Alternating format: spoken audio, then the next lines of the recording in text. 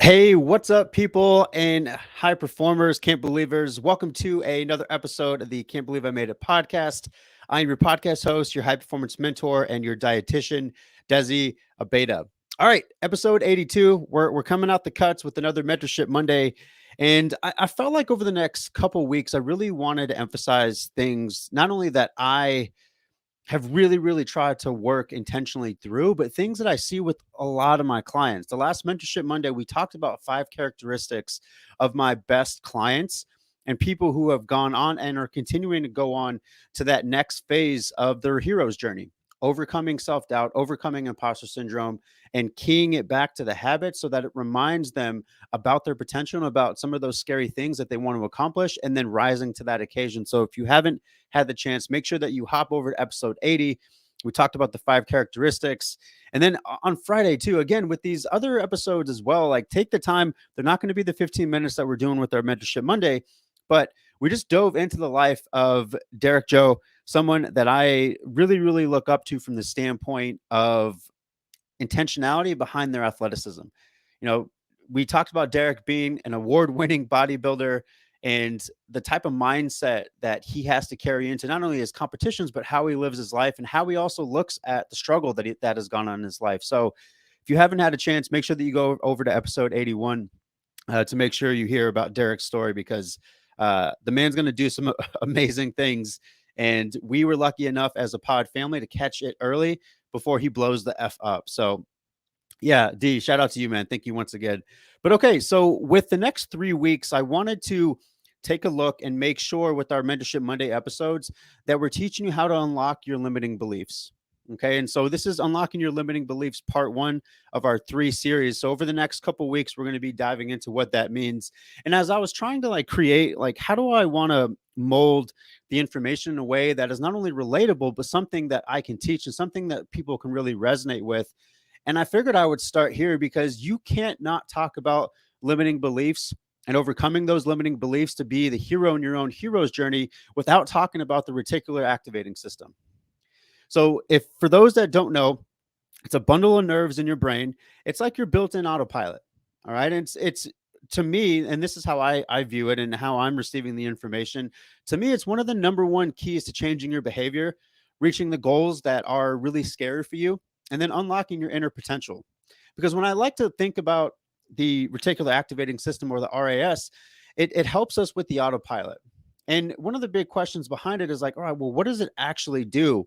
And so, as I'm reading through the research and I'm reading through, all right, how do I share this with my pod family? Because it is very scientific. It's a physiological tool that all of us use each and every day. But, how does it mold into habit formation and into helping people to create that main character energy that we're constantly talking about? Because when I look at it, it's like a survival mechanism. At any given time, only a certain amount of information is actually useful, and your brain is able to filter that out through the RAS. One of the examples that I was given, and I'm going to give you a bunch of examples because it's a very complex thing that your brain does, but it is incredibly influential in the way that you interact with information, in the way that you interact in your subconscious, and the way that you mold your world. So one of the examples that I saw that I really liked with what does the RAS do as a survival mechanism?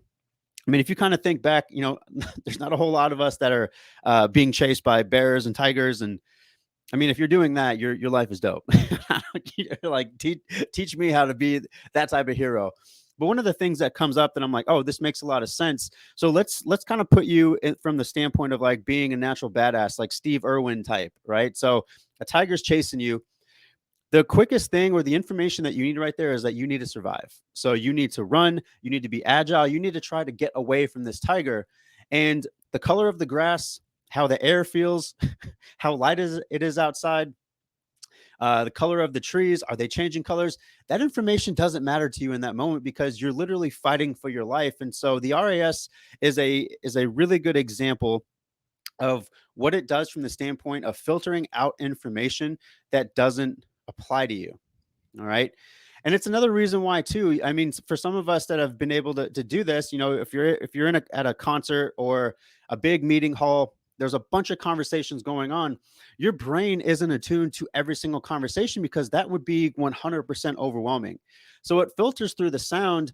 And through that, like, it makes a lot of sense that if you're in some sort of big meeting hall or at a concert or anyone who's or at a game, if your name gets called or something that sounds like your name, it perks your interest, right? And you're like, whoa, what was that? Or is someone calling my name? That's the RES at work. It's filtering out information that you don't need. And I'm sure this has probably happened to a lot of us before. I mean, to any of us who have ever gotten to a point where it's like, all right, I'm definitely looking for a new car. Like, that's me personally right now. Like, I still have the car that I bought. It was like my first professional purchase that I bought in when I was actually like a young professional. So I'm having a hard time like letting go of it right now because with the new baby coming, obviously I'm thinking about like, all right, I'm going to need a bigger vehicle. I'm going to need something that's a lot more safer and a lot more spacious, right? So I'm starting to look for cars. And so this is an example that's definitely on my mind. And I'm sure this has happened for you to some extent.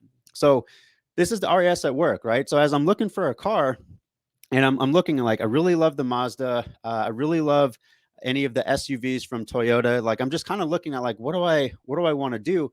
But I'm finding that as I'm looking for a car, I'm finding that same car everywhere, right? And the street, the the damn house next to me, and I'm just starting to notice it, right? And it's not like they just appeared out of nowhere. It's because I triggered my brain in the subconscious to start looking for opportunities there, because I'm starting to think about the Toyota 4Runner. I'm starting to see it everywhere. And it's not that they just magically appeared. They've always been there, but my brain and what I've done with the type of information that I've uploaded into my beautiful computer of a brain, it's starting to help me to see like, oh, here's another opportunity. Here's another opportunity. And it's the same thing when we look at the RAS when it comes to your habits, right? Because another example that I would put here too is that the RAS is kind of like your brain's social media algorithm, right? Good, bad, or indifferent. For some of us, as we're kind of swiping through, we kind of know where we're at, right? For some of us, we might be in some stages of really starting to question our habits.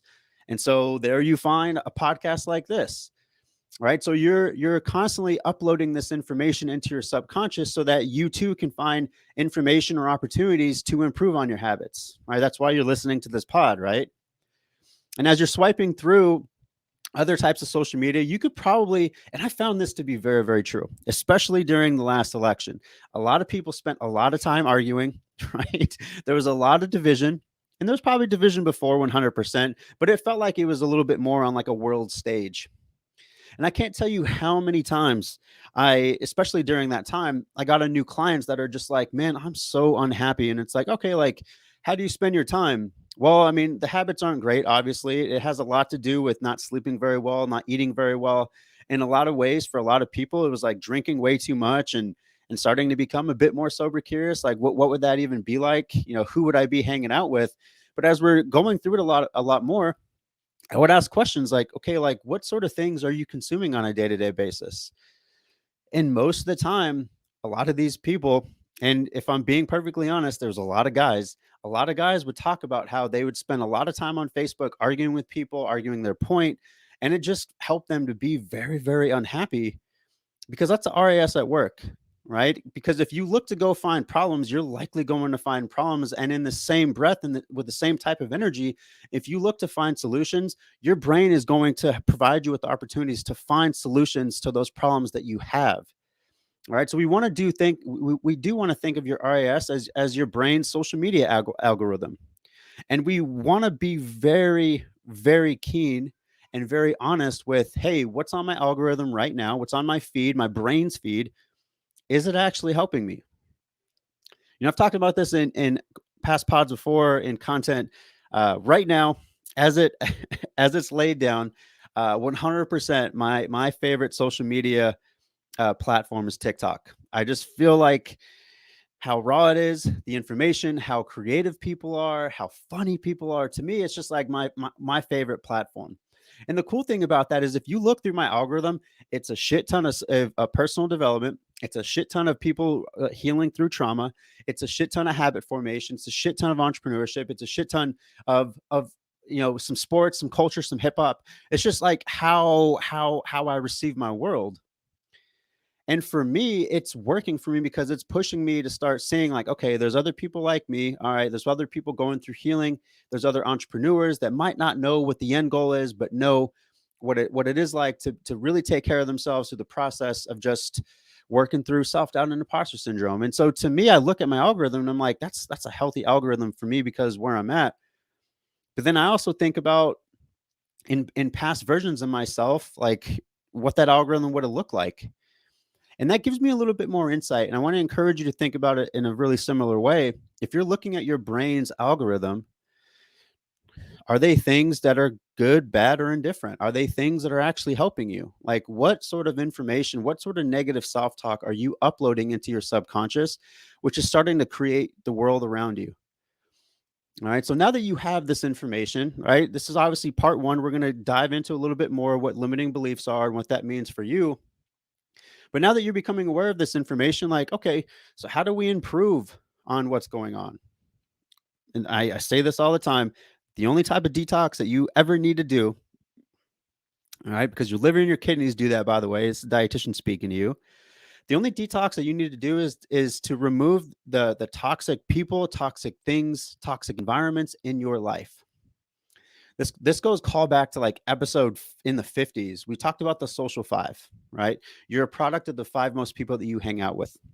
I would even I would even stretch that into thinking about it in this way too, is that you're a product of the five most things that you say to yourself, right? You're a product of the five most things that you're involved with, good, bad, or indifferent. And so here, like, I want to encourage you to detox the toxins, the toxic people in your life, the toxic conversations that you're having, right? God, I think a prime example, like gossip. Anyone who's willing to gossip to you is likely not going to be a trustworthy person because they're already willingly sharing information that is others that's not meant for you, right? So toxic people, toxic environments, toxic things that are no longer serving you, right? So that's the only type of detox I want you thinking about. Okay.